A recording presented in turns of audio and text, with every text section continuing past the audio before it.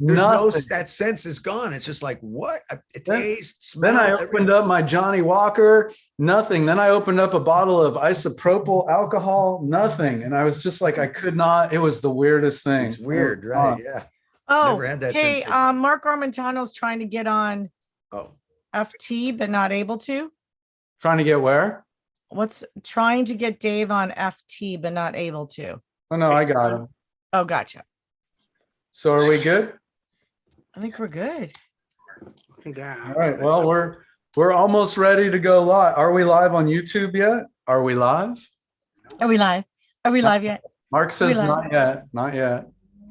We're live. Are we live? So basically, it's just pretty. I just threw something together. You guys Go all live on know. YouTube, not Facebook though. So we're going to go live on YouTube right now, everybody. We are 3 minutes of pre-show or 2 minutes of pre-show. oh no. Hey, so where's Cooper at right now? Cooper's at home. Where's he home? Where's his home? Oh, what was that Right here in noise? West LA, right near me and Eric. Right on. Is that a fire alarm? It sounds like it. Whose house? Shit, mine usually goes off when I'm cooking, but I'm What's not up, cooking. Tony? So we are live Did on y'all get to the YouTube car right yet? now. So thanks for joining us Oh, on okay. the pre-show. Make sure you All right. like us. Make sure you share this. Tell your friends to check it out. We've got a great show. This is our first show back for 2022.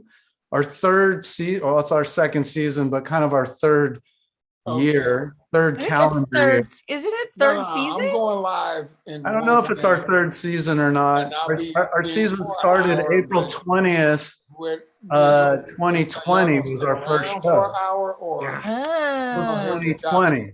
Well, our seasons are only 3 shows, so we've done 40 seasons. Exactly. There you I go. just Depends on how you count. We're in I'm gonna need to get that part. Based in Mark. California, we don't have seasons. Hey, your vocals out. You Our sound so third slow, season Perkins. is in April. Talk, Perkins. What's your volume? Right here at Testy Testicle. No, How no, are it's you, low. Perkins? Okay, Norwood, you're having a conversation. Yeah, maybe that's it. Can you hear me? Text Not me. very We're much. live on YouTube. We We're already live on YouTube. We need a little more We're volume though, out of busy. you. We're busy. There's lots of work going on. 1, 2, 3, 1, 2, 3. No, it doesn't sound 1, like 2, 3, 1, 2, 3. Yeah. 1, 2, 3. it's really low, right? It is really low. 1, 2, 3. 1, 2, 3. It doesn't sound like it's on. Could it be your computer? Is it on? Talk Is it there. on? Talk. Don't talk in the mic. Yeah, Is it yeah, on? it's on. We're about to go live, you guys. Whoa. It's that time. Are you guys ready? Yeah. Except for Perkins, his volume's too low. All right. You'll have to speak loud. So Speak here loud we and go. speak in that microphone. We're going to go live. Here we go. Quiet on the set, everybody. We're going live. Our first show of 2022. The Rock and Talk Show, Beyond Backstage, with your hosts, Norwood Fisher, Kenny Olson, Scott Page, Stephen Perkins, Sheila Conlon, and David Moss. And welcome to the Rock and Talk Show, number 45, the first show of 2022. This is the bi-weekly show that dives deep into the entertainment industry, the business of it, the stories and cultures around it, and everything in between. I'm the Moss Man. Let me quickly introduce my co-hosts. We've got the lovely Sheila Conlon over here. We've got Stephen Perkins, Jane's Addiction, Scotty Page, Pink Floyd, Kenny Olson, the Twisted Brown Trucker Band, Kid Rock, and last but definitely not least, Norwood Fisher, Fishbone. Never the How's least, everybody that boy. doing? Hey, we're good. This is like our first show, right? Before Happy the, New Year. Yeah. Happy New Year. It's good to be back, right? 2022. We're front, we're back, we're forward. Yes. Back and forth. Hey, talk about a little music history today. We're gonna have fun, right? This is gonna be a fun one. We He have a did- great show. Did Ronnie Wood die? No. Hope not. Jesus, No. Ronnie That's so Spector. weird. I saw that on No. some Ronnie Spector. Right. Oh, I Ronnie know that. Spector. It Yeah. was weird. I saw some post about Ronnie Wood. I thought I was like, God. what? Boy, No, not yet. Not yet. Please. That'd not be a great way to start off the show. How'd you guys have a good, everyone have a good holiday and and Yeah. stayed survived. healthy. We survived. We're here. I cannot believe it. We Yeah. made it over the bump. Over We the made it hump. over the bump. Yeah, it was good. You know, Yeah. for me, I worked all the way through, so it was great. I enjoyed the holidays. A little break from all this stuff. Gonna be able to get stuff done. It was nice. You guys had a I little got date to- in Vegas. Oh I had yeah, to go we did. right. That was Yeah. fun, man. That was cool. We did a Nifty Agenda, which was a whole NFT thing at CES over at the old Mike Tyson mansion. That was pretty fun, man. It was a really good time. Yeah, we had a great time. It was Kenny, NFTs are on fire, buddy. They're on fire. Kenny, you did band camp with a bunch of rock Yeah, stars. I just was a counselor along with a bunch of the amazing artists down at the fantasy camp, rock and roll fantasy camp, and down by Fort Lauderdale, which then I had to return to Michigan where it's cold out, but it was a nice little teaser to enjoy, but it was a lot of fun. Who was down there? Who was down there with you? Yeah. Who were the Well, other? my fellow counselors, let's see, we had our brother Tony Franklin, Nice. Rudy brother. Sarzo, Gary Vinny Hoey. Appice, Gary Hoey, Jason Eves, Vinny. Britt Lightning, Brit, we love Brit. let's and then we talk- had special guests. Let's see, we had Steve Morse, Dave Mustaine, Wow. and Nico McBrain, which was, that was awesome. I know you would love been there, Perkins. I love Nico. That's- That's the And man. Nico, he is so funny. It's Absolutely. right in the middle of he was doing like this question and answer thing with the campers, and somebody's random phone rang and he picked it up in an interview and answered it. And it was quite a spectacle, but hilarious. Happened to be somebody's who has a business, their client that had called, and now they can't reach the person. But we had a lot of fun down there. And I actually went and recorded with Tony Bon Jovi too. I was down there. Oh, So that that's was cool. fun. Nice. Yeah. Awesome. Nice way to Little pickup gig on the side. Yeah. Scotty, you want to throw a shout out to our behind the scenes crew for putting together our New Year's end of the year show? Oh man, they killed it, Oh, right? I you know watched what? that. That was really good, man. When you take the good segments of our show and you slam them all together, we're really good. Yeah. Hey, I forgot real quick because we're fantasy camp. My brother John Moyer from Disturbed was down there playing with us too. And there was so many people that were there, but I couldn't leave John out because that's El and Stet too. I mean, there was great. You guys put me on the spot. I had to write all those out because there's so many great people that were down there with me. So if Well, they're you know what's watching, cool? I feel bad if I forget. Let me tell you something. My bad. Don't unpack your bag, because here's the big news. You're coming to Los Angeles next week. Yeah, it's great news. We have 2 gigs at the Wisdom in Los Angeles, January 21st and 22nd. We can't wait to get Kenny here. So Los Angeles is dying to see you, Kenny. And when you get here, we're going to rehearse. We're going to do 2 gigs. And well, maybe let's try to fit in a session. We'll just squeeze every inch of Kenny while he's here. So next, you can get tickets at Eventbrite. And we're playing next weekend. Get tickets at Eventbrite at the Wisdom LA. Yes. Oh. Yeah, and our crew, we got to thank Mr. Mark Armitano there for doing his job. Everybody give a little thing, our little production crew, and Mr. Eric Loy. Yes, we got Eric there, right? So we're having fun, right? And don't forget Graham. Oh, our brother Graham. Cooper. Graham Graham Cooper. Cooper. We need Graham Cooper. I'm sorry, Graham. I just We got a spaced lot there. of Coopers. We got a lot of Cooper. Coopers. It's a Cooper Nice Day. group show. The Well, Cooper. we have a great show tonight. I mean, tonight, our first show back, we have some true legends on the show. We have Don and Justin Randi. They are the owners of the Baked Potato. And they are also, Don was also a former member of the legendary session group, The Wrecking Crew. And let's just go ahead and bring them in right now. We've got Justin right here. And we've got Don right here. Yeah. Welcome to the Rock and Talk Show, you guys, and thanks for taking the time to join us. Yes, thank you very much. This is my youth. I grew up in your place, man. Growing up at the Potato I used to sit there and watch Tom Scott every week, all the time, Oh, man. yeah. You know, and I actually remember doing one of my first gigs because, I was in that band with Jeff Beccaro and David Page, our kid band called Merciful Soul Band.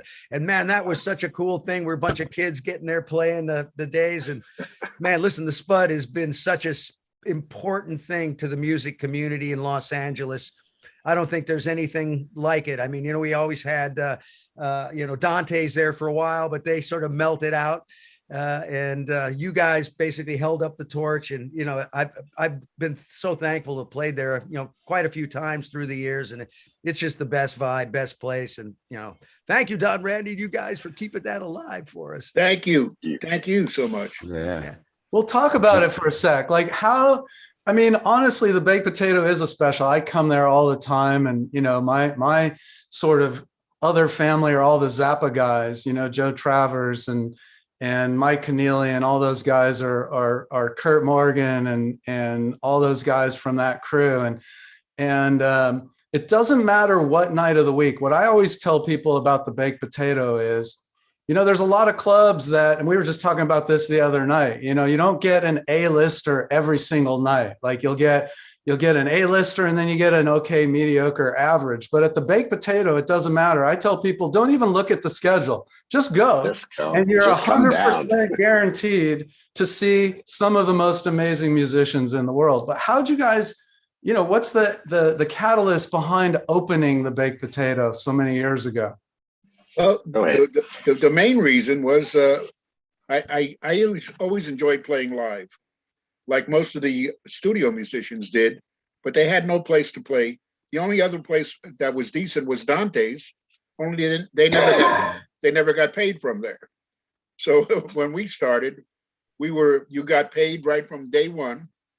And we, in the beginning, as a matter of fact, we even had union contracts. If the guys would fill out the contracts, everything was above board. Nobody had to pay to play there, ever. And then as my son grew up in the place, he knew everybody. They all knew him from when he was 5 years old on around the club. And now it's his place, and he continues. And with the same theory, you can always have the best that you can possibly have every night of the week. Yeah. It's great. It's funny you mentioned that about Dante's. I remember Lenny Bro, right? So Lenny, I found him in Portland, Maine, and I brought him out here. And I remember going to Dante's and I said, hey, Lenny Bro here, I know this place is going to fill up and this stuff. And he needed money, right? He needed to make some money. And Dante said, no, we only pay $50. That's it. Everybody gets the same thing. It was like this thing. So I said, all right, Lenny's not playing here. So I pulled him out of there, and I ended up, at the time, I took him, we did what was the place called? The Sound Room. And I think Dante's was sad because every time he put Lenny, the lines were around the block to see him. But man, Dante's, man, they never paid anything. Those guys, it's horrible. Stephen Perkins here. Thanks for joining. A quick question.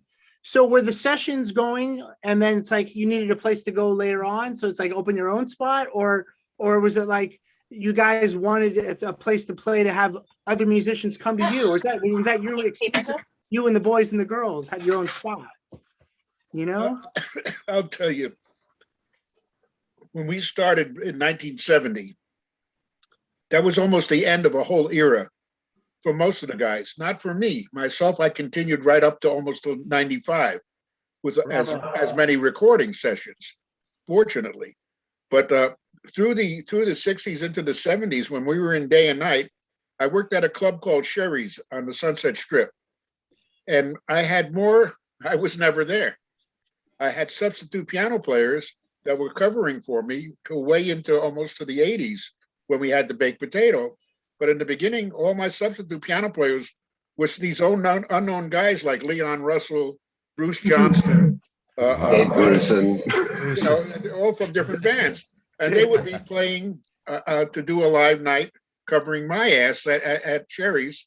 And then when we opened in 70, naturally, everybody wanted to continue playing. So it was a great venue for them to play live. I remember when I first moved to California in the 80s, you know, I'm from Detroit, and there was targeted places just like Detroit and every other major city has their venues. And one of the places going out there that was my goal, besides, you know, going on the Sunset Strip, was to come play at the baked potato. And I was even just sitting in was an open jam thing, introduced myself and got to come over there and play. But to go back and call back home when I was only, you know, this is many years ago, but, you know, in the mid 80s, and Sheila, you know, because I remember when I went up there and jammed and calling back home, and remembering all the people that I'd hear of, like its legacy through the years, even in Detroit, the people who were on stage there every week. And feel even call home and go, yeah, I was on the same stage as so and so does this thing and all this stuff, and it's a pretty cool, I just had to share that. I think I I'm trying to remember. I remember when you. Remember I told you I'm going it. up to the Baked Potato and I'm going to meet some people and I'm going to jam. Yeah. Yeah. And I'm like going, okay, go for it. And back then, because I came from Minnesota and moved to LA, and then I was a music agent for many years. But my good friends that were always at the Baked Potato was Victor Vanacore, his brother David Vanacore, Greg Bissonette.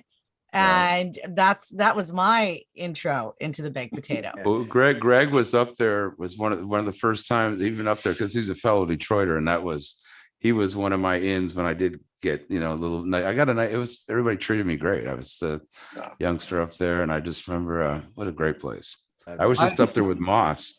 What was the day? What were we up there about 2 years ago? No, it wasn't 2 years ago. It was probably about a year ago. Yeah, because we got to subtract the COVID. Yeah, right. We always got to minus that part. Yeah, I forget who we saw. We probably saw Mike Keneally or some of the Zapper guys. I'm guessing. Well, I've seen you guys really quickly adjust to the craziness the last 2 years. I'm a drummer. I've been playing LA since I was 14. I'm 54. Yeah. I would play every night, like Norwood, like Scott, of course, Kenny, but I didn't know the Detroit scene. But the LA scene, there were so many places to play. And you guys always treated drummers great. And it was always great to know the drummers were welcome there to do their thing. And you're going to see some hot shots. Yeah. And you can see Vinny. I'm glad you said drummers, not musicians. Yeah, exactly. There's only Perk. Where's the drum roll for that? The fun thing is that when you talk about Vinny and Bozio and Wackerman family, these are musicians. You're talking about some guys that can take it to the next level, and that's what's great. The beautiful Irish bartender, Margaret. Yes. Yeah. The one that's hung up on you. So do you guys, I know you're doing shows, you're doing web shows. You started as soon as the lockdown, you put up cameras and you welcomed people in their home into the potato. What a cool experience for someone like Kenny's family that lives in Detroit or upstate somewhere. They can go into the potato.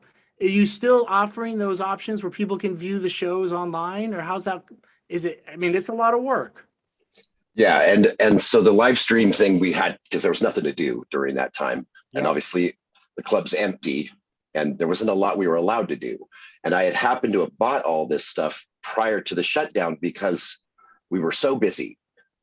Those years right up to the shutdown, we were sold out on any day of the week. So it was like, well, let's see if we can give it to more people, because there's no room in the club anymore. Then it was, it's shut down. So it gave me time to pull the ceiling down and run all the wiring. And then we were able to do those live stream shows. Yeah, insanely difficult thing to do. But what we have done because it's really not very profitable. It's okay.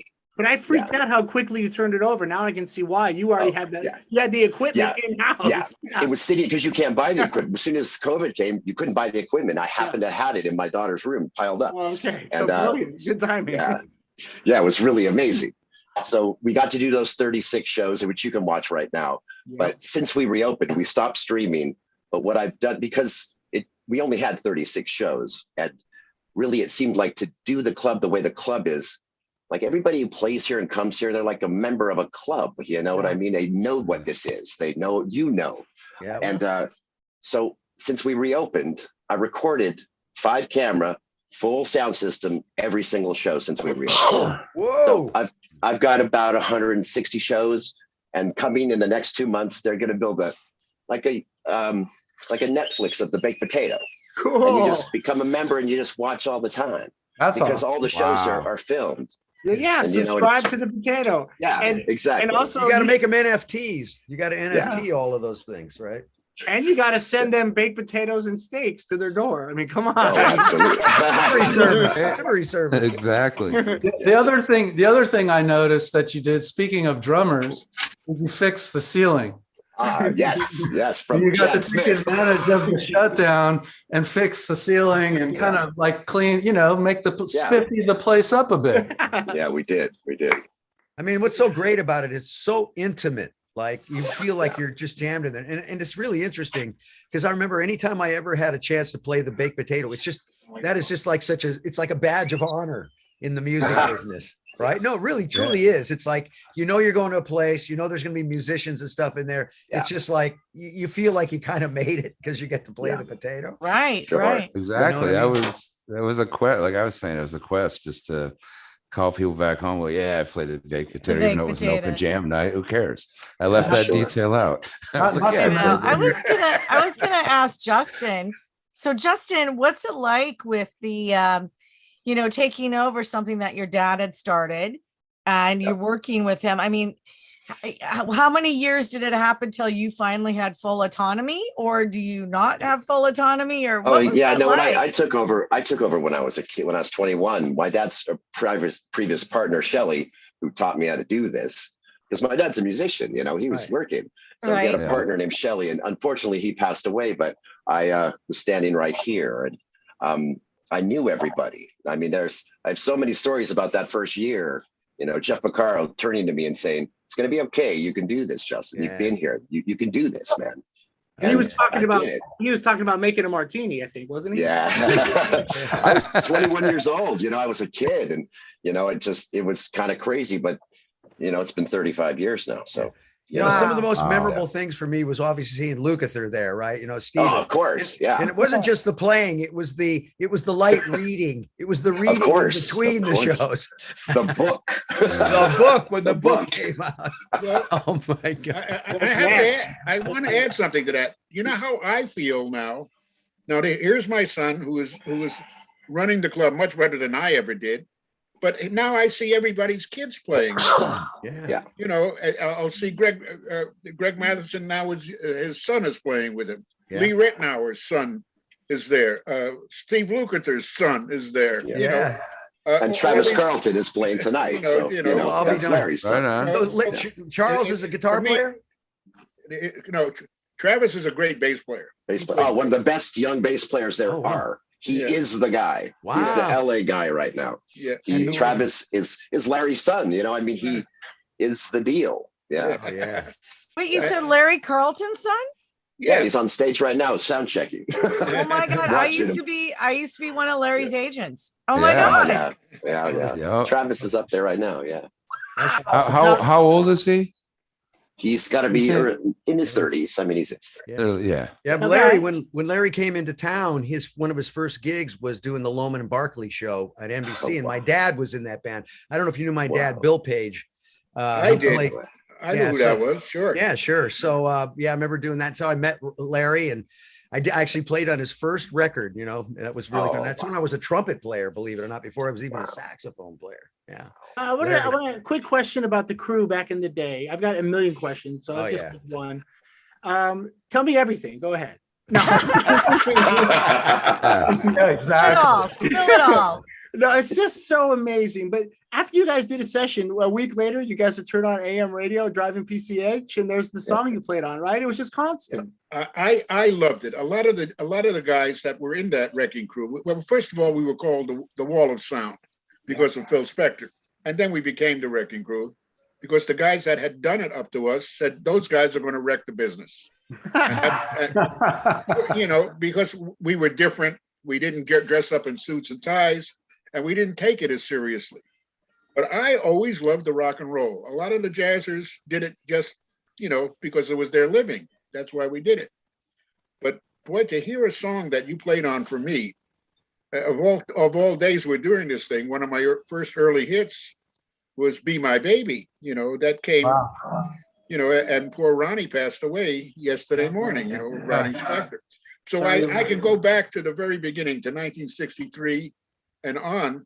Wow. And those guys, at one point, I did 26 different recording sessions in a week. Wow. During that time, which was unheard of. Everyone was a different artist. And I wrote 4 of those were arranging gigs too. Wow. It was just, that's how much business, but it wasn't only me. Everybody was working. Larry Knechtel, Leon Russell, Mike Rubini, Lincoln Mayorga. Let's see, there was so many different piano players, so many different guitar players. Tommy Tedesco, Dennis Budemeyer, Howard Roberts, all these guys, and they were all competent. Billy Pittman, who hated it, but he said he learned how to bend those strings the way they wanted. Yeah. He was a bebopper, but he damn well did it because we were getting paid well. Well, there's a lesson there because young musicians, I'm 54, so young musicians, what's the advice? Get work, go to work. It's like, it's good to be you have your own thing. I love my own thing. We got our own thing, but you want to pay the bills playing an instrument? Get work. Never say no. That's it. Don't say. I had an advantage because I was so busy. My kids a lot of times would play something for me, so that I knew what they were asking for. We were what you would call 100% clones. I didn't mind sounding like somebody else. If somebody asked me to play like somebody else, I could do it. But if I didn't listen to more than one radio station, I would have never known. Right. That's a key. You can't listen to one radio station. You got to listen to country, rock and roll, gospel, rhythm and blues. Put on an opera station. Put on the bebop stations.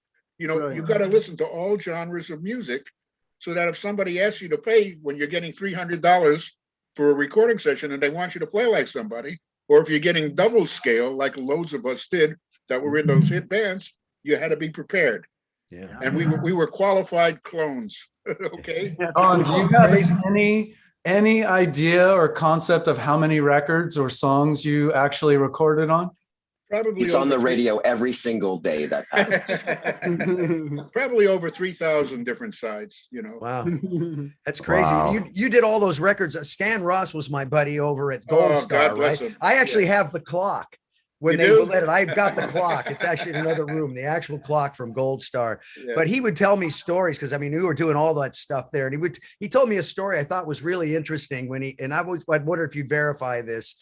He said that when they had like 8 tracks, right? And you would put the whole thing on the 8 tracks. He'd fill up the 8 tracks, and then Phil would say, "Okay, Stan, make me a mix." And he'd make him a mono mix. He'd take the mix home. He'd listen to it. He'd come back and he'd hand it to Stan and say, "Okay, put that on track 1." And then he would just have you guys fill over again. And then he would say, "Make me a mix." He'd mix it all down. He'd go back and listen to it. He'd come back the next day, put it on the track again, and say, "Now fill up the rest of the 8 tracks." Is that correct? I can qualify that to a point. Okay. You got to remember, when we made those early hits, He's a Rebel with the Crystals, and that was 1 track. That was mono. There was no 8 track. There was no 4 track. Oh, so there wasn't even multi-track at that time. It wasn't even multi. When we did that, it was all mono. When he did that album Back to Mono, he went back to the single mono mix. Wow. It's funny. I will be doing a seminar someplace, and the kids cannot believe that we got all that music on 1 track. Yeah, you'd see those sessions with three or four guitar players, and Brian Wilson was the guy who knew how to use the 4-track probably better than anybody, ping-ponging and combining, going back and forth. I remember Tommy Tedesco sitting there when 8-track came out at Gold Star and saying, "What the hell are they going to do with all those tracks?"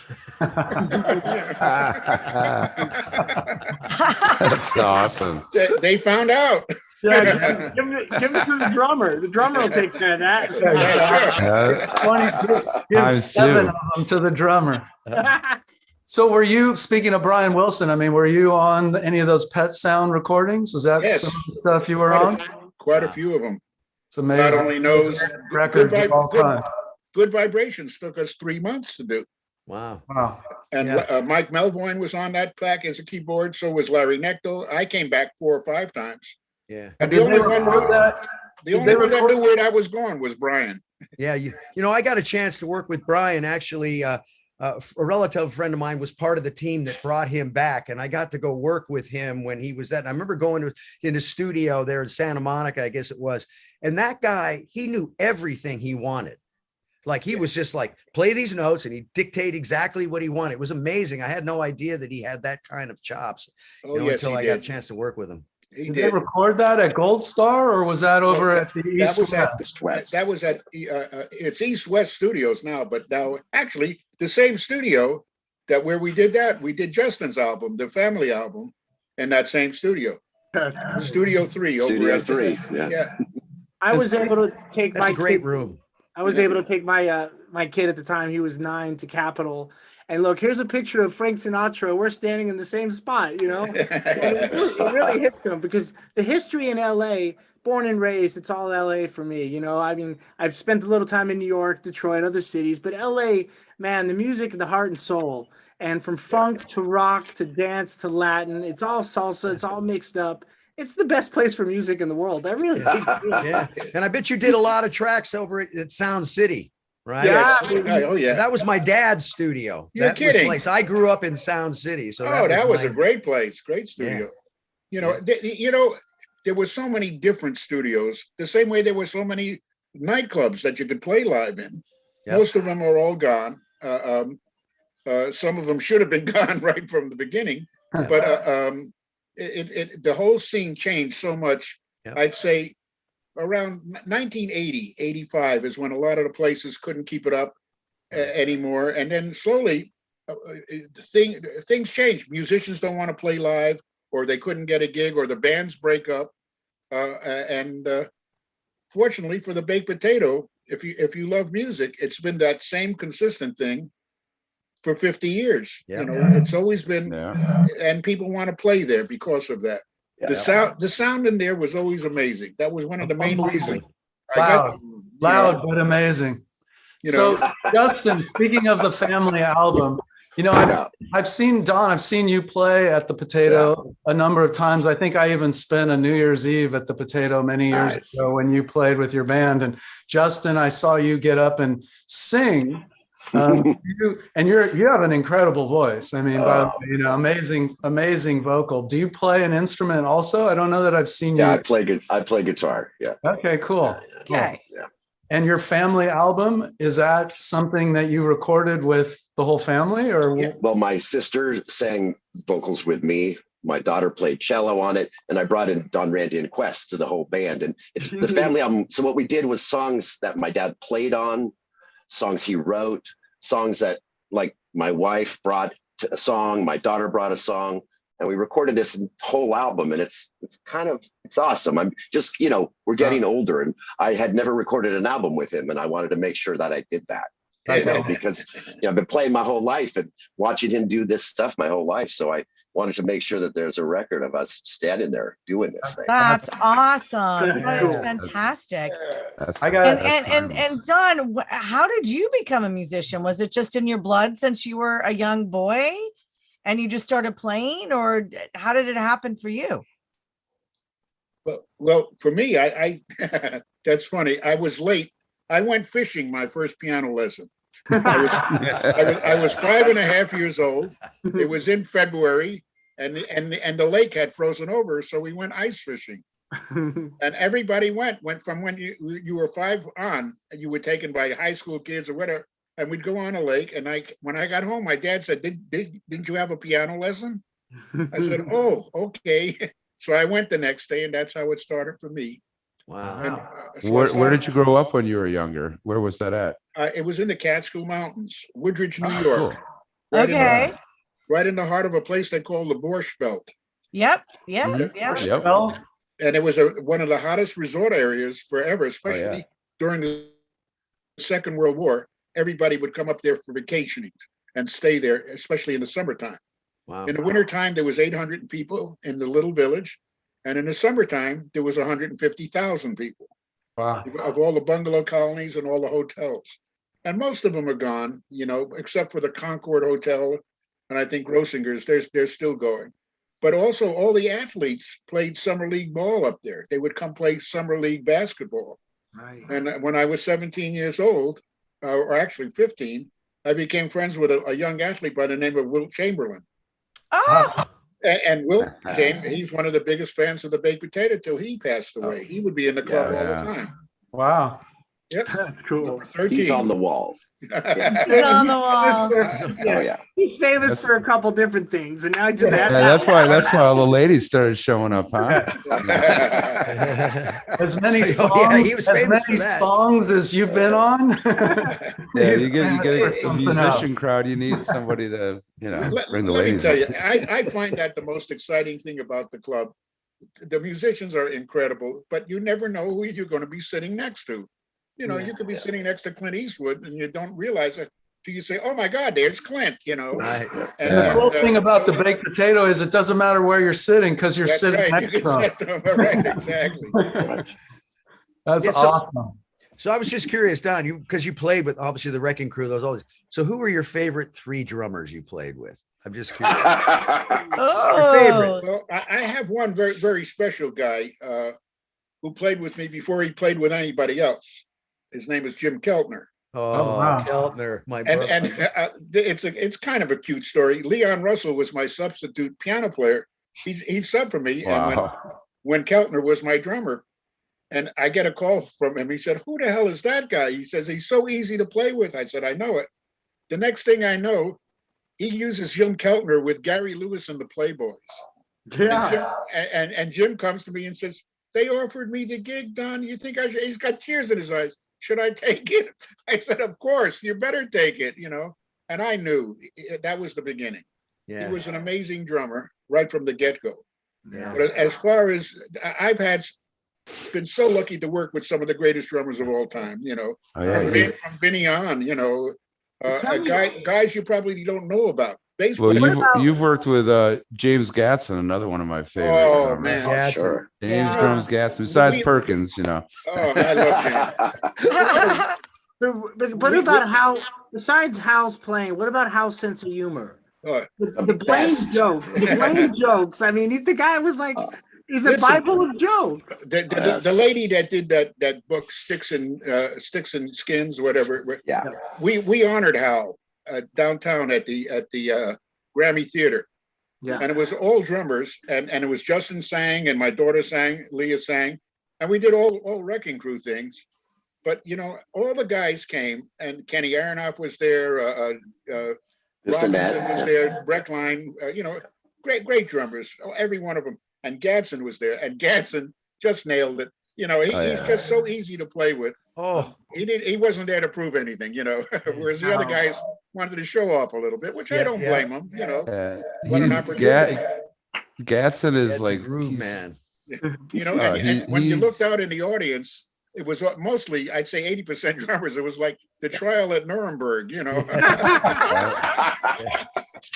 So who are some of your favorite special guests? Like, you know, some of the big names of all times that our listeners would know about. Well, in the beginning, when Justin was little, he'd come in and listen to this young singer by the name of Al Jarreau. Wow. With a great band. He'd sit on the piano bench with him. It was amazing. Danny Sawyer was in that band along with all that stuff. I remember back in the day. In the very beginning, there was a little club down the street from the Baked Potato called the Blah Blah. Blah blah, sure. And they had music from 2 to 5 in the morning because they were in the county. You could do that. You couldn't serve booze, but you could have live music. And that's where I first heard Al. We went there for breakfast in the early 70s. And I told him about the club, and the next thing I know, he was working there. You know, he was working at the Baked Potato. Listen, the stories. We did an album called "If the Parking Lot Could Talk." If that parking lot could talk, well, especially in the early days, people would be in jail. What can I say? Oh, boy. we call those the good old days, right? The good old days. Yeah. I saw Mac Rabenak, Dr. John. I guess that. He was playing with one of with Jamie Kime. Jamie Kime was the guitar player with him. Yeah. And I hadn't seen him in about 25 years. Pete Griffin was playing bass with him. Yes, yeah. Pete was there. Yeah. So I went out to see them, and he looked up and he sees me there. He says, "Don, how'd we survive?" And I mean, but we did, you know, and we got through it, and thank God. And onward. Hey, did you know any of the guys from the Baja Marimba band? Oh, yeah. Every one of them. Charlie Chirenza. Charlie Chirenza. I also knew, what was it? Curry Jader, Cal Jader's brother, played in that band with Julius. Oh, Julius, what? Yeah, it's so funny because when I grew up in Minnesota, but I was one of their dancers in their show. Like, yeah, you know, the stage dancer from the audience. Yeah. And oh my God, I had a feeling. That's right. I thought you might. I did all those albums with them for A&M. You know? Oh. That's me playing piano. Oh my God. Okay. Just a real quick question. Which label still owes you money? Hey, let me tell you, it's nice to go to the post office box and when you get those residual checks. Yeah, I call it mailbox money. Yeah. You know, the recording industry is gone. There is no, Yeah. like it was. no. No, there isn't. Like we are sitting here right now. That's how we all used to be in the studio. And I'd like to have a nickel for how many times somebody made a mistake and the producer would say, who did that? Let's go with that direction. Yeah. Because you could do that. You could play off each other. And that developed a song, you know. So Like a little less times conversation when they were with Elvis in the studio. Made it up on the spot. That song, you know, some of those movies that Elvis did, those songs were god awful. I mean, they would grind them out. I mean, and they needed another song, and that's how Less Conversation came about. Wow. Billy Strange and Mac Davis, they wrote it on the spot. That is the funky one, though, man. That thing still jams. You hear it, it pops right out of the radio. And it all started with Hal Blaine saying, "Why don't I play the drums in the beginning?" I said, "I'm going to lay out, and I'll come in here." I think Mike Dacey's on that. Billy Strange is also on that. Wow. Playing because Billy was co-writer. And he said, I'll come here. And all of a sudden, we got a little less conversation. But the rest of the songs, including that one, didn't get any notice. It didn't get any notice at all. Till later on, somebody did a disco version. That's right. And that's just taken off. And the residuals on that, for all of us, it's close to $10,000 over a 20, 25-year period because they keep redoing it. Thank you very much, Elvis. Thank you. That's Hey, how was it working with Phil Spector and stuff? I mean, what was he like to work with? He was very easy to work with. He never, he wasn't as nuts in those days. Right. He was more professional, more about doing the music. And you know, if you listen, and you have to be really an audiophile, on a lot of the single records that he did, there was always an A side and an F side. There never a B side. It was A side. He wanted to be sure that the disc jockeys knew which side to play. So he would put instrumentals on the back, and it would be my band, or it'd be Tommy Tedesco and Billy Pittman. It would be all of us playing. And he didn't want too good an instrumental either. We had to just like throw something out. Wow. So on the back of most of those singles, the 45s, when they came out, wow, they were terrible songs. We wrote one called There Is a Woman Who Plays Piano in an Old Bar that was written by myself, Bill Medley, and Bobby Hatfield, the Righteous Brothers. Wow. And that's the backside to You've Lost the Love and Feeling. Wow. Whoa. This is great. Whoa, that's really interesting. Do you have a favorite song over all the years, or a couple songs that you played on that are just like, this was my pinnacle? Well, I wish I could say that. I enjoy playing them. I love, you know, the whole God Only Knows. I mean, that's got probably one of the great lyrics of all, you know, I might not always have loved you, you know. How do you start a love song with that? You know, that's brilliant. And I like working with Brian. I think of Phil Spector, my favorite would be Love and Feeling. Although he did the Righteous Brothers of the song So Hung on You. And they also did another song called Brown Eyed Woman that was just gorgeous, that never really got it as popular. But, you know, the Linda Ronstadt, when we did the Stone Ponies, you know, I walked into that session having no idea, and I see this giant harpsichord. Was that Peter Asher producing? No, that was Nick Vinay. Oh, okay. Got it. This is when they were the Stone Ponies, when he found them in Topanga Canyon. Got it. Wow. And we walked in, little Linda, I think she might have been 18 years old if she was that, or 19 years old. And I ended up, it's funny, they'll ask me, was that a hard part that you played, that harpsichord? And it makes me laugh because what it said on my music, rock and roll Bach style. That's exactly what it said on the sheet. And that's what I did. I made up how Bach would play rock and roll to the blues change, to the changes, you know. Wow. Bach style. In the style of Bach. Right. Rock in the style of Bach. Sebastian Bach. Oh, you know what? Hey, Perkins, we've got a little echo from you. Did something change on your microphone? No, I'm always in this cavernous, cool place. Okay, cool. Perkins Palace. But what an honor! What an honor to play on so many timeless songs. Oh my gosh! Wow. You want to hear a great story about Phil Spector? he put a song in, a single, and it came in at like 340, and the label said it has to be 320. So he didn't recut the song. He just recut the label. That's right. Said, "There's the label. There's the song. It's still 340, but the paper said 320. Take it." And what happened? Well, the disc jockeys would be playing it, and someday they would expect to do a commercial, and the song is still going. Yeah, 20 more seconds, man. So all I know is I finally got my chance to take a photo with Nancy Sinatra, and Phil Spector photobombed it with his hair all like this. So Justin and Don, we're at a point in the show. We still have about 15 minutes left, but we're at a point in the show where each segment we feature a young, not necessarily young, but an up and coming artist. We bring them into the show. And today we have a really special guest. His name's Cooper Jones. And we're going to bring him in now. And we want you to stick around and stay with us. And we're going to talk to him a little bit about him and his life and where he's at and what motivates him to write. And then at some point, he's going to play a little live song that he's got coming out in a week or so. So if you guys are good, I'm going to go ahead and bring Cooper into the picture here. Right. Great. And while you do that, there's an audience member out there. We want to say hello to Kyle Willoughby from New Zealand.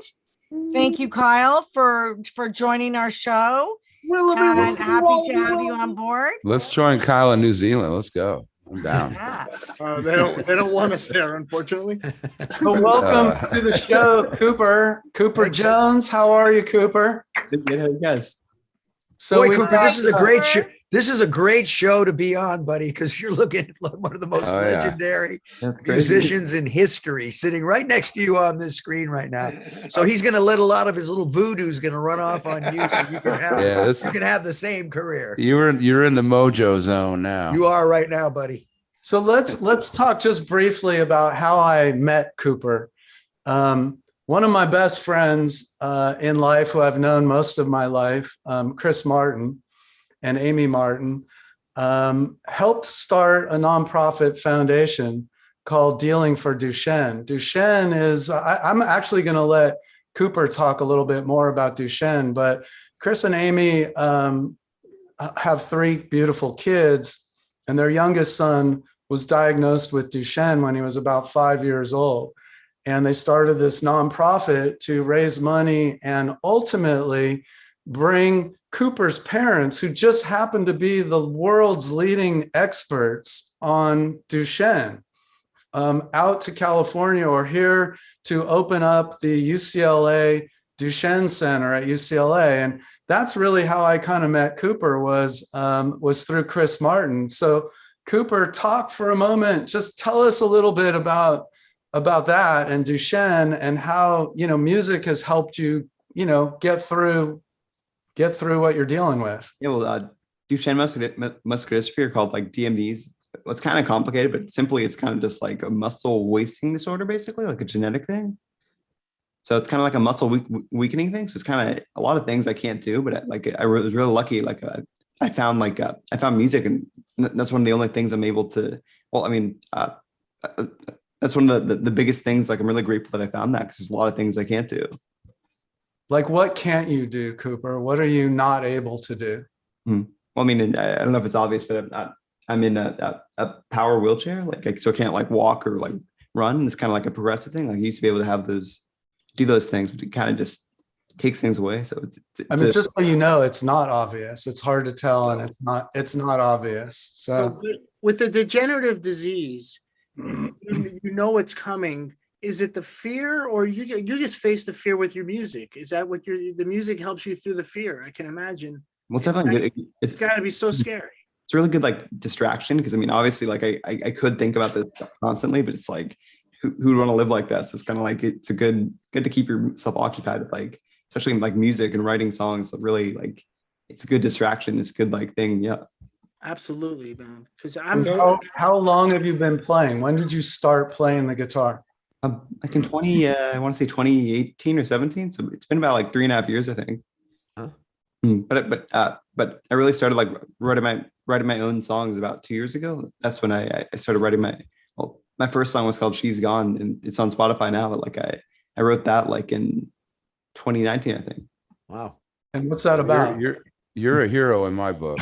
That's awesome. Well, What's She's Gone about? What motivates you to write? What's that song about? yeah, well, on the surface, it kind of seems like it's a song about a girl. I guess what I think most people think, but it's actually about it's inspired by the story of Ted Bundy, the serial killer. Because I think in my junior year of high school, I was taking a forensics class, and we had like one section about serial killers, and I found like the whole Ted Bundy thing pretty interesting. So I think subconsciously I just started writing lyrics about that, and just kind of turned into a whole song about Ted Bundy, kind of basically. Well, Jane's Addiction, my band Jane's Addiction has a song called Ted Just Admit It. It's also called Nothing Shocking. And the lyrics are about Ted, and the story is about Ted, and we use images with Ted on stage. And that's 1986. We wrote that song, Ted Just Admit It, Nothing Shocking. Wow. So wow, we got something in common with our music, man. Yeah, that's cool. So what are you working on now? You've been working with, tell us who you've been working with on your songwriting. Well, two main people actually. Like in the past, it was Jim Lindberg of Pennywise, frontman, because he's been like a family friend for like my whole life, because he went to high school with my dad, and like he's just been really supportive, especially with the whole music thing recently. Like he's been really supportive, and like in 2019, I want to say or 2020, like when the pandemic first started, he kind of offered to mentor me, and he kind of helped me write my first 3 songs. And then he introduced me to a guy at a studio, and we ended up like recording the songs in the studio. So it was really cool process. Wow, Cooper, I have to tell you, you're amazing to be going through what you have to go through, just to handle anything that deals with motor skills. You got to be a winner, man. No doubt. So what are you working on now? You got, excuse me, you've got a song, Cooper, that is about to debut in a week or so. Talk about for a second. Yeah, well, next Friday on January 21st, I have a new song called Porcelain Doll coming out, like on all streaming platforms. Yeah. Wow. Nice. And Porcelain Doll is kind of, I mean, from the title, it's kind of about like a porcelain doll that like on the surface, it looks all pristine and pretty basically. But then if you look closer, it's kind of has strip paint and like it's chipped and things like that. So the whole song kind of tells a story of like how it's kind of, when you look closer, it's not like always what you think it's going to be basically. Right. And you wrote that yourself with the help of Jim, or you just wrote that without Jim? What was the process for that? Yeah, well, about like, I want to say like 6 months ago, I started working with, do you guys know Mike Watt from the Minutemen? Of course. Yeah, very well. Stephen Perkins plays with him. Yeah, Stephen has a band that's Mike Watt is in. Wow. I met Mike in 1982, and we've been playing music together since then. And I love him. I love him very much. Well, I haven't actually met Mike ever, but like he also has another band like Mike Watt and the Missing Men, and Yes. and his guitarist is Tom Watson. He's also like he's been a family friend for my whole life. I mean, but I really kind of was introduced to him like about a year ago, and kind of every Friday we get together, and he kind of helps me like write my songs, and he's taught me a lot about guitar, like, 'cause he's kind of has the kind of punk guitar style where it's kind of like just like noise, kind of like it doesn't have to be perfect, and it's just like out of tune notes, and that's kind of the point of it. So it kind of helped me build my confidence, and I'm kind of feel pretty comfortable doing that kind of stuff now. Well, we maybe have to try and arrange a meet at some point where you can meet Mike Watt and. Yeah. Yeah. He'll change everything. He changes everybody he touches. Make that happen. He's like one of the greatest of all time. Yeah. So I have a little 30-second clip of your song that's about to hit. How about we show it real quick? Yeah. And then after we show it, just to give people an idea of, because the song is not meant to be played acoustically, but you're going to play it for us acoustically. But we want to give a little taste of what it's going to sound like, and that's coming out next week. So let's go ahead and play that real quick. And then when we come back, you'll give us a little jam, an acoustic naked version of Porcelain Doll. Beatles. Deep skin that's thin and fading, cracking to a core. The garbage that she's made of, sinking evermore.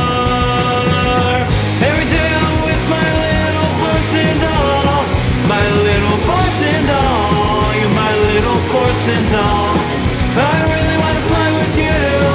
You really wanna play with me. I really wanna play with you. You'll just play with me. Yeah. Yeah. Nice. I can't wait to actually, hear the whole song. But what do you say? Are you ready to give us a little taste and play it? Yeah, sure. Right. Okay, why don't we all mute, Mute, just so that we don't have any interference with the sound. So if everyone just hits mute on their microphones, I'm going to go ahead and pin you, and you're up, Cooper. It's all yours. Cool. Here's Porcelain Doll.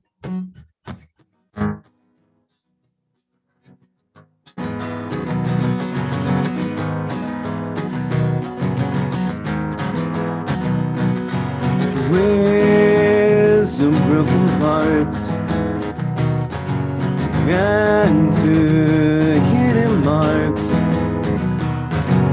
shiny pursuits, shiny underserved, on cracked porcelain skin, beauty that's a sin. Dripping, I see some. Dripping, I see some. Every day I'm with my little porcelain doll, my little porcelain doll, my little porcelain doll. Yeah, I really wanna play with you. You really wanna play with me. Yeah, I really wanna play with you. You just play with me.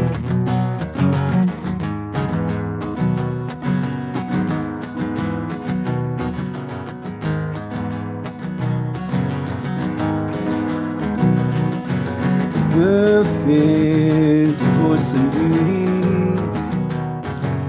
mid-condition thing, brittle when inspected, worthless broken shard, cheap skin that's then fading, is cracking to a cord, garbage ashes made of, sinking evermore. Every day I'm with my little porcelain doll, my little porcelain doll, my little porcelain doll. Yeah, I really wanna play with you. You really wanna play with me. Yeah, I really wanna play with you. You just play with me. Every day I'm with my little porcelain doll, my little porcelain doll, my little porcelain doll. Yeah, I really wanna play with you. You really wanna play with me. Yeah, I really wanna play with you. You just play with me. My little porcelain doll, my little porcelain doll, my little porcelain doll, my little porcelain doll, my little porcelain doll. Yeah. Yeah. Yeah. Cooper. Cooper Jones. Nice. Wow, that was amazing. Thank you for sharing that. Yeah. Great song. Yeah. Man. Good Yeah, job. you know what Not came to amazing. mind? What came to mind, first of all, for me, I'm like, I want to place that song on the show Euphoria. Have you seen that show Euphoria? Yeah, I have. Yeah. That's Oh not a my bad idea. God. I'm like going, wouldn't that be so great on that show? Sure. Give us more details. What's the show?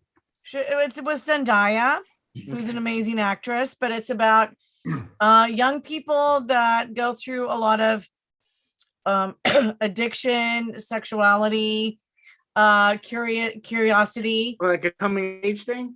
Yeah, a little bit of a coming of age, but it's a very, very heavy, mindful, insightful, coming of age. I think it's on HBO, isn't it? I think it. Yeah. Yeah. All right. Yeah, HBO. Let's okay. Now that's in the universe. And Don Randi's played on more music than anybody in the world. And if he says it can happen, it's gonna happen, man. Exactly. And I'm so glad that Don Randi knows what euphoria is. You were great, Cooper, and your delivery and your honesty, it moves me, man. Oh, yeah. Music is the best art form, in my opinion. You can't get 100,000 people to jump in front of a Picasso. I love Picasso, but you can get that happen to music, man. Music gets people moving. They get people loving, and you got great songs, man. Yeah, that had so much heart and soul in it. Yeah. That's good. Congrats, Hey, brother. you know what? I want to know, how many songs have you written? Like, that was an incredible song. Do you like have? Yeah, well, I'd say I've written about. Well, I've only recorded like 3 in the studio, but I think I've written like probably 8 or 9. I want to say. All right. Wow. So enough for a record at this point. Right. I could. Yeah. Right on. Well, Keep them coming, Cooper. Well, we may see you at the baked potato soon, right? That's right. And it's great that you can make people aware of something that I had never heard of before, you know, and you're dealing with it magnificently, you know. Yeah, thank you. Well, thank you, Cooper. And I mean, we are pretty much at the end of the show. That was a good one.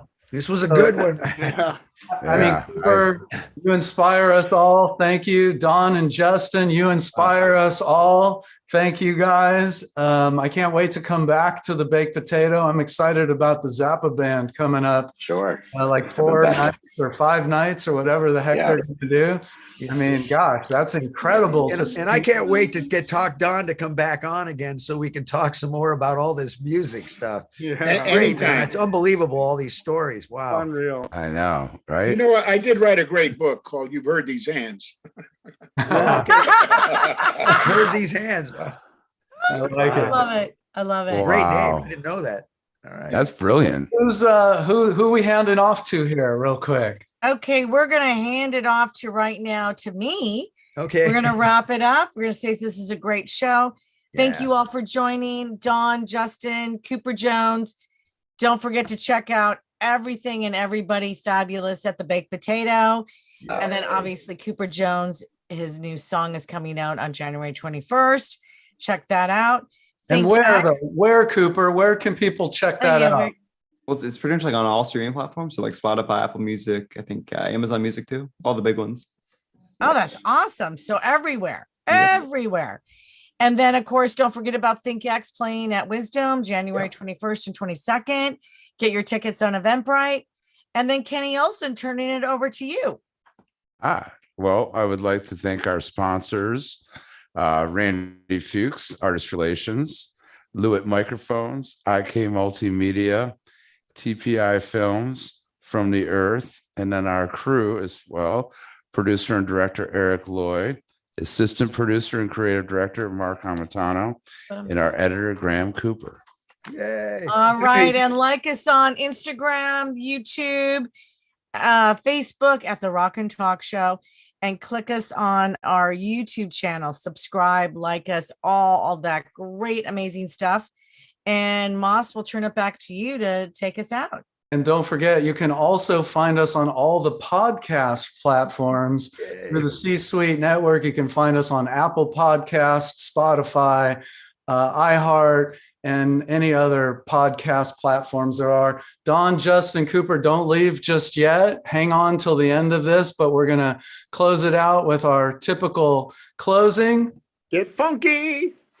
See you next time on the Rock and Talk Show Beyond Backstage with your hosts, Norwood Fisher, Kenny Olson, Scott Page, Stephen Perkins, Sheila Conlon, and David Moss. Executive producers, Sheila Conlon and David Moss. Producer and director, Eric Lloyd. Assistant producer and creative director, Mark Armentano. Editor, Graham Cooper. Theme music by ThinkX. Sponsors, IK Multimedia and Lewitt Microphones. Artist Relations, TPI Films. Special thanks to From the Earth, ThinkX, The Conlon Company, and Mac.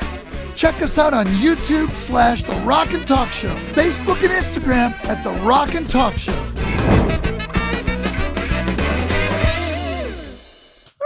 There you have it. Hey, I got to ask Don real quick. Do you know that voice, Don? Did you hear the voice on that? Do you know who that is? Who is that? Greg Bissonette. Yeah.